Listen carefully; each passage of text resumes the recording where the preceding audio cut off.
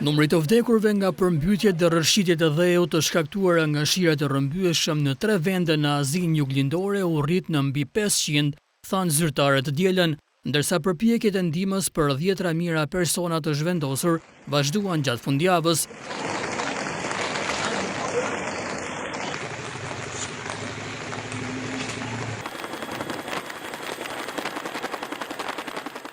Indonezia, Malajzia dhe Tajlanda u përballen me shkatërrime në shkallë të gjerë pas një stuhie të rrallë tropikale të formuar në ngushticën e Malakës, e cila shkaktoi shira të rrëmbyeshëm dhe erë të forta për një javë.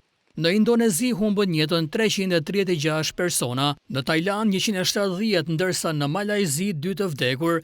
Zyrtarët e shpëtimit dhe ndihmës në vendet e Azisë Juglindore po përpiqen ende të sigurojnë akses në shumë zona të prekura nga përmbytjet të dielën, edhe pse ujërat e përmbytjeve u tërhoqën dhe 10 mijëra njerëz u evakuuan në 3 vende.